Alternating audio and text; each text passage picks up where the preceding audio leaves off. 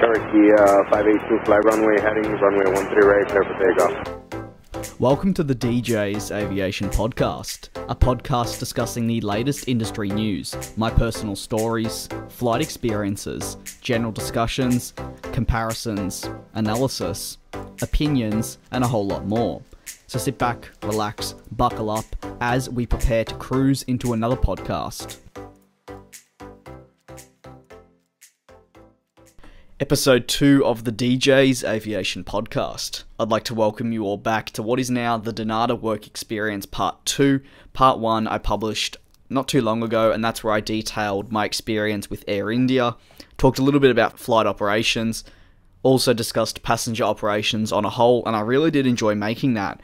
As promised, this particular episode is going to cover things like ground crew. This is where I went inside the Airbus A380 cargo hold, going airside, so I'll talk about things like driving around, going to different gates just for the fun of it, and travelling on airport roads. I'm also going to talk about my graveyard experience. Now that is not the graveyard where people are buried, that is actually the graveyard on the airport site. And I'm going to go into spotting airside, seeing A380s depart right in front of us, and pretty much the whole process involved with that. I'll also talk about my Donata training instructor that I met, who was an absolute legend. And finally, I'm just going to go over an overall recap of it, discuss how I liked the experience, what I learnt from it. Now, a big shout out must go out to the patrons who all help support the channel. Direct shout outs go out to the likes of Adrian, Brandon, Christian, David, Edward, Edyta, Elizabeth, Erynn, Garrick, JP, Josh, Julian, Pat, Robert, and Sid. There are a couple of people who also want to remain anonymous, so I'm going to respect their wishes. I'm currently seated in my brand new seat, and I am reclined back with my feet up on an ottoman. Very, very comfortable, ready to discuss some aviation with you all, so let's get started. I'm going to begin this episode talking about ground crew. I just want to mention as well, I have some notes in front of me to hopefully make the episode a bit more structured. As you know, the last episode was my first, so what I'm going to do is try and improve every single episode. I think improvement to this sort of thing is key. There's no way that it's going to be brilliant right off the bat. I'm well aware of that. There's obviously problems whenever you start things off, and it's all about that building up, getting more confidence, and learning from your mistakes, and so on. So I'll begin with ground crew, and this is my experience when I worked not fully on, but experienced people working inside the Airbus A380, loading it, preparing it for takeoff, and so on. Now this was with the Emirates A380 because Donata handle Emirates aircraft, and I'll just go over how it all began. Now this will also incorporate some of the graveyard experience and going airside, but I have other points I do want to discuss when I get onto them. I ventured out airside quite a few times to see the planes, which were a lot of fun, learnt about all the roads, saw some really cool aircraft that were parked up as well. However, probably the most notable experience was going on the Airbus A380 with Emirates, going inside of it for a small part, but also getting to go inside the cargo hold, so going on all the ground crew equipment to get inside and really experiencing what it was like to be in that sort of scene at the airport. I absolutely loved this experience because you got to be so up close to the A380. The engines are absolutely huge. A lot of people have said that the A380 doesn't look too big when it's high up in the sky, but I can assure you when you are right next to it, it's huge. It's quite a long walk to also walk around the entirety of the Airbus A380. There are cones which stretch around it, you know, for safety precautions and everything like that, but that didn't stop us from getting into the cargo hold. Now, this is something the Airbus A380 has been, I'd say, critiqued, is how much cargo it can hold. I'm going to go on to another story, but that's the beauty of doing this podcast format. This revolves around Etihad Airways and their services into Melbourne Airport. They previously operated 2 flights daily, however before that they operated just the 1 daily. You may recall if you listened to the entirety of the first podcast, I did talk about how I got that insider information while I was doing work experience and learnt that a 2nd daily flight would be coming in. So at the time of recording there are still the 2 daily flights, however these are being changed and have been changed in the past. For instance, when it started, there was an A380 service and a 777 service, operating the 2 daily flights. One arrived in the morning and departed in the afternoon. One arrived in kind of the early evening and then departed very, very late at night. The night flight was the Airbus A380, and in 2016, the morning flight was the 777. Over the course of the past 2 years, these have been altered drastically. For instance, we've seen the 777 come in on an afternoon flight, and then vice versa. Ultimately, though, the Airbus A380 was actually dropped from that flight, and a lot of people were quickly pointing towards the demand and saying, was that demand going? But really, it was actually down to another thing, and that was the cargo hold. You've heard me say that that is something that has been critiqued over the years, and you'll hear me explain why. It's not that big, to be honest. Sure, the A380 is a huge plane, but the cargo hold is something that is really lacking in size. Airlines that need it for demand, of course, are going to go for that aircraft, but if they are really, really heavily focused on the cargo aspect, which, while it is a passenger aircraft, airlines do take that into account. As I discussed also in the last episode, Qatar Airways like to transport meats, so obviously a adequate cargo hold is something that they're definitely looking at. And while they do operate the A380 to Melbourne, obviously for that aspect, meats can go underneath. It's worth noting previously they did operate the 777. So as I was saying, Etihad Airways switched back to the 777 and dropped the A380 from the route completely. They put it in favour of operating it to Sydney on, I believe, a double daily service. This was because the cargo hold was not big enough, not necessarily because demand was dropping consistently, but because there was not a whole heap of cargo space. This was very evident when I did go inside the A380, because while it was decent sized, you couldn't honestly fit that many containers of baggage or just cargo in general, and it was very, very cramped. For instance, if you were to move the container the wrong way, you would hit part of the aircraft, no doubt. And I know they have those moving mechanisms, which if you're unaware, they do have that. I might put a screenshot now on the video so you can kind of have a look what the cargo hold looks like, but it's like a conveyor belt that moves them into position. However, if this is done wrong, the implications can be very severe. So while that was a great experience, it wasn't a big space, and you did feel quite cramped. Now, I didn't expect it to be like a luxury hotel room where there's heaps of space, but I mean, in comparison to other aircraft, you can definitely see why the likes of Etihad Airways did switch over their equipment on particular flights that maybe are more cargo-driven than, let's say, passenger-driven. And as I've said, that's completely fine. That's the airline's choice. I also got to experience going up the Sky Bridge, but from the ground up on multiple different flights. For instance, I believe it was a Qantas 747 flight, and that was back when they were actually operating into Melbourne. I was lucky enough to, well, we parked the car up right next to the nose wheel, and then went up the stairs and joined up with the Sky Bridge. This also occurred with the Emirates A380 when we were handling that flight. However, that was more to do manifests and get the passenger names, particular cargo aircraft, and so on. Another job that I was lucky enough to be a part of when we went airside was there was a mailbag. I'm not entirely sure what was in it, whether there was a message to the crew. I have absolutely no idea, but essentially it hadn't gone out with the rest of the bags and cargo that was being transported from the warehouse at Grenada, and essentially our job was to quickly jump into the car and race to that aircraft to catch its departure before it left. My supervisor, who was the training instructor, pretty much bolted out of the car, ran up one of the belts, went into the hold, placed something, gave it to someone else, and then we were gone and on to our next job. So that was really, really fun, and I enjoyed that aspect of it. Of course, this is very different to when I was talking passenger operations and dealing with all the wheelchairs and dealing with various airlines. This was more out in the elements, experiencing the aircraft right next to you, and I really enjoyed it. I'm going to move on now to the airside part. You've heard me kind of discuss about the A380 and just go on a tangent about cargo hold sizes and more, but I want to kind of discuss going to different gates for fun and just driving around in general. Now, driving around airside is an experience and a half if you are an aviation geek, which I'm sure is probably why you're listening to this podcast, or maybe you're just interested in my channel. It's absolutely amazing, for one, to see the planes from, let's say, the road next to the airport, but to actually hop in a vehicle and drive around, having to not wait for traffic lights, but have to actually wait for planes that are crossing, is something you can't get sick of, maybe after 50 years, but in my case, I don't think I could ever get sick of that. The thing I could get sick of, though, is the speed limit, which is something that, Yes, it's applied everywhere in this world. It's even applied on our roads where it's like 50 kilometers an hour. I know there's miles and kilometers. I'm just going to stick to kilometers because that is what I know.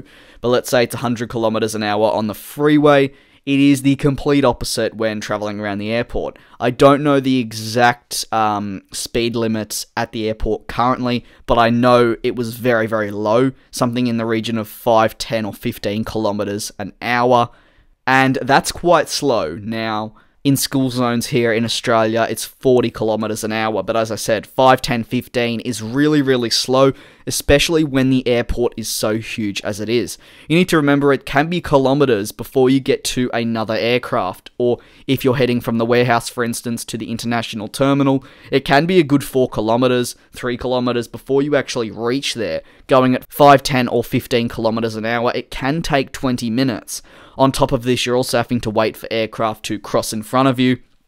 And while we were doing this, of course, we were having an absolute laugh about it all, but it was very stressful, and it was the thing of, I can see where we need to go, but I can't go any faster. Or I just need to go there to hand something over for, let's say, that mailbag I was talking about, handing that over to a particular aircraft. From memory, that was actually the China Southern A330, but even still, we could see the aircrafts, but a Tiger 737 was crossing and we had to wait an extra 5 minutes.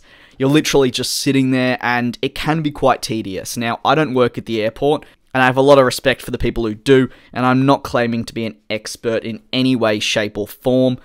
This is just my own experience and it can be tedious. Another awesome thing we got to do while going airside was pretty much going to gates for the fun of it. For instance, we drove around the Qantas domestic terminal. We also drove underneath the international terminal, which was an experience that I had never had before. And this is what I gained a lot from this whole entire work experience. I got to see the airport in another light, and that's really sparked my interest for aviation even more. As some of you may know, I have had this interest since I was 4 years old, and I'm now almost 18 years old, so it has been part of my life for as long as I can remember. However, we and so many other people always see the airport as checking in, putting your bags in, going on a plane, and going on holiday. You don't always get to see the behind the scenes, and that's what really interests me and gave me more, or I should say, a newfound respect for everyone that works at the airport in the elements when it's raining, hail, sunshine, stinking hot, freezing. They're always out there making sure that everyone's holidays can be as smooth as possible. So as I said, I got to go underneath the international terminal, see all the conveyor belts, see the bag rooms, and that was really, really fun. Special mention to Pat, who does that sort of thing, and he does make me aware of it, and it is pretty cool that he gets to do that sort of thing, so a big shout out to you, Pat.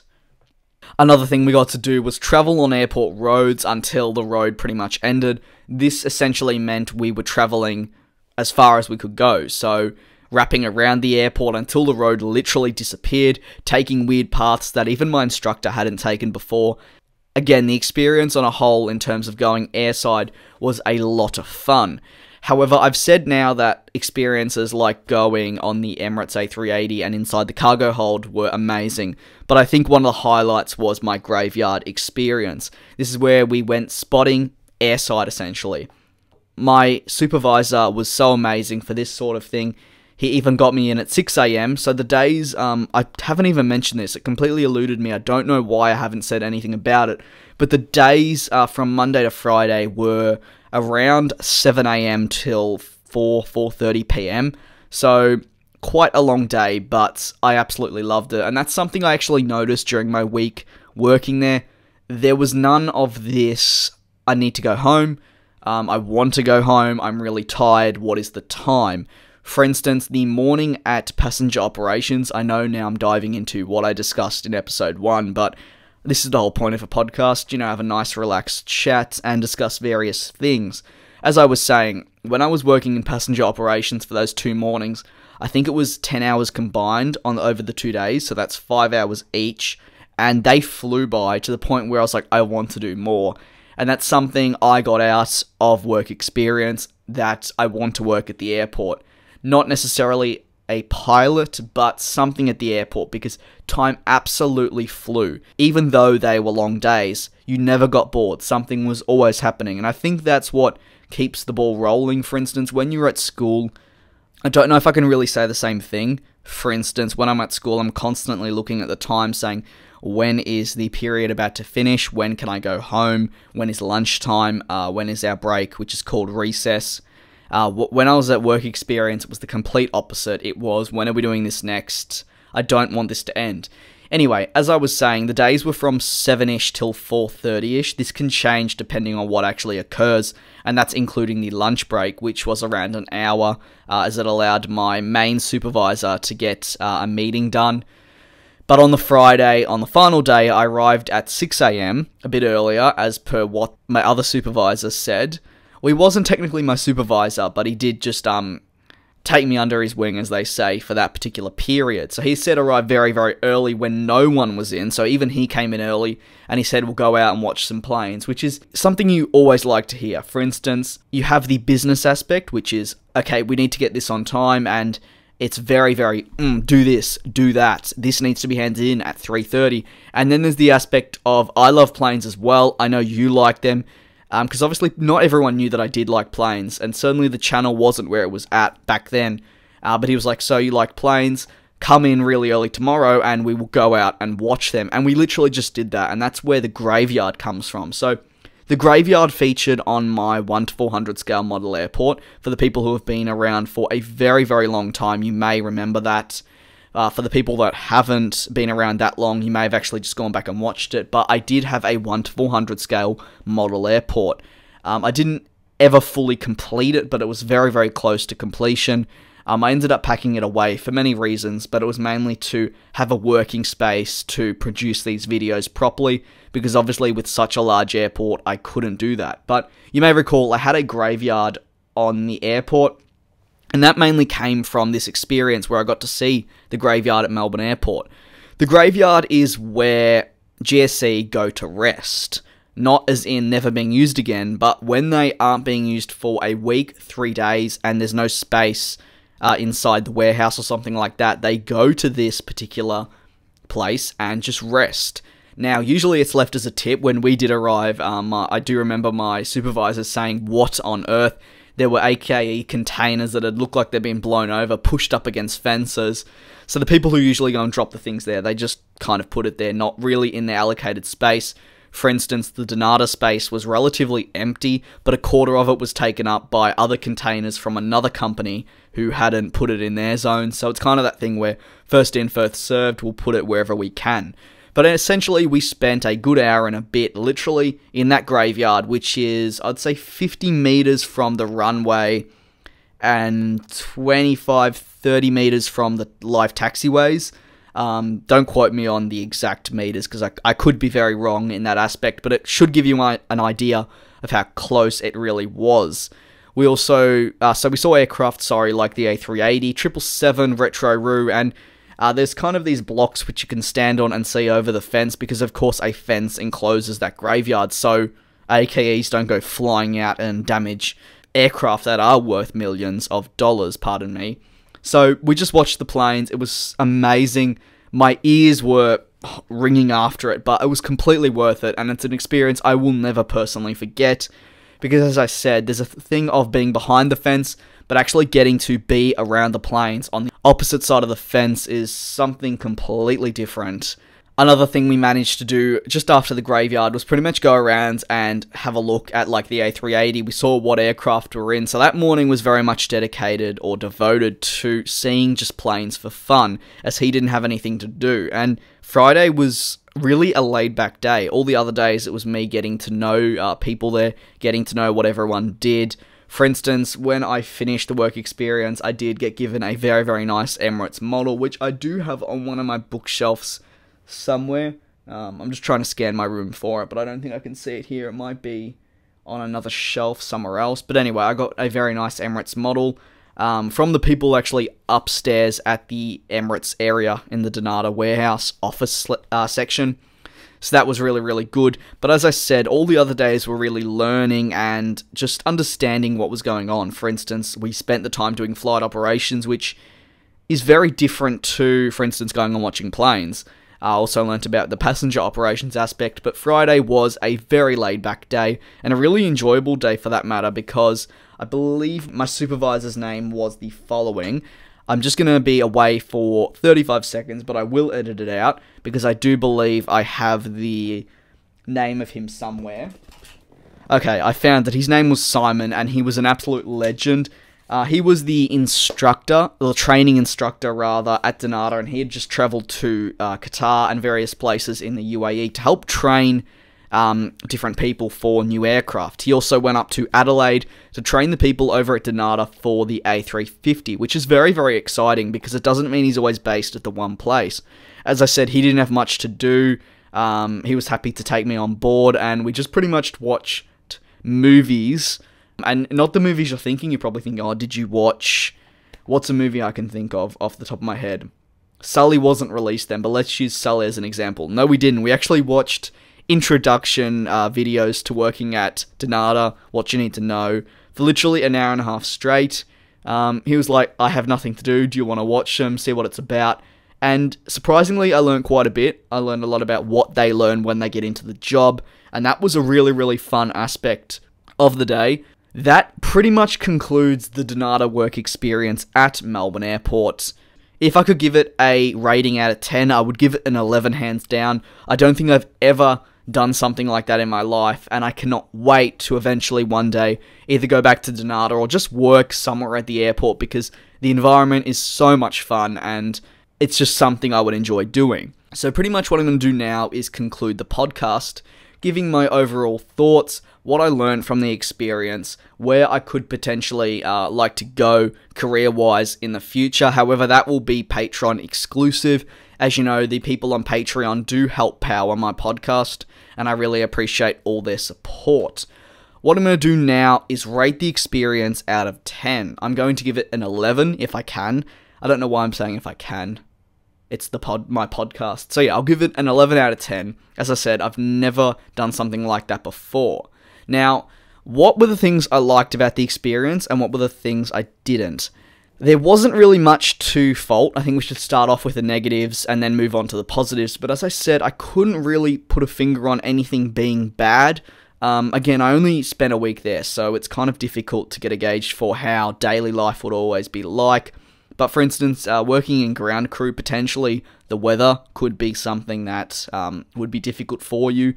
The car park situation at the airport is not great. For people that are listening to this in Melbourne, or maybe have actually been to Melbourne, you will also be aware that it isn't great. They are improving it. They've had the T4 car park, installed. But even still, that's more for holiday goers. The work car park, there's a staff car park at Donata. It's not huge.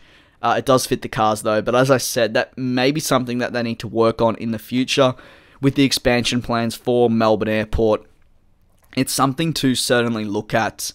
So that's really the only two things I guess I could fault, but in terms of the experience at Donata, there's nothing. It was absolutely perfect. So let's now move on to the positives. Other than everything, I want to highlight a few things, and that was passenger operations, flight operations, and ground crew. Those are probably my three favourite activities, and I learnt so much from them, as well as, again, how I've pretty much reiterated this entire podcast, learning about what goes on behind the scenes was a big part, and something when I went in to the first day I wanted to take out, and I can very much say that I did. Along with the Emirates model, I received a number of booklets to do with flight operations, to have a look at what manifests look like, what the people within flight operations need to fill out. So that was something I still have to this day in a folder in one of my drawers. I look at it every so often just to refresh my memory and get an idea for what actually occurs, because one day I might need it. Who knows, if I do decide to try and get into that sort of field. So that's going to conclude the public section of this podcast. I'd like to thank you very much for your continued support, and also your support on episode 1. This is either the YouTube or SoundCloud version you are listening or watching. If you're doing vice versa, if you want to watch just a cover image for the whole 25 minutes, that will be on YouTube. And if you're watching this on YouTube, I'd recommend heading over to my SoundCloud, which will be linked in the description and also the pinned comment. That will essentially allow you to listen to it on the go, so you can lock your phone if you're going to sleep maybe. I don't know how everyone consumes their podcasts, but maybe that's something you could let me know in the comment section of either SoundCloud or YouTube. You can also maybe tweet me or send me an Instagram direct message. I'd be interested just to hear how you listen to me, whether it's maybe through your car, as I said, going to bed. Personally, I consume my podcasts either when I'm on the bus or going to sleep. There are a couple of really good ones I do listen to, like Case Files. There are also some really good aviation ones. And yeah, that's going to conclude episode 2 of the DJ's Aviation podcast. I'm going to now move over to the Patreon-only content, and I do look forward to you all joining me in the next video maybe, or specifically the next podcast. That concludes another episode of the DJ's Aviation podcast. Follow me on Twitter at DJsAviation for regular updates on streaming times, podcasts, uploads, general thoughts and more. Head over to my Instagram at DJsAviation for pictures. Also, while you're here, jump across to the Patreon and take a look at what's on offer over there. Again, that can be searchable under DJ's Aviation. I very much look forward to you joining me in the next episode of the DJ's Aviation podcast, talking all things aviation.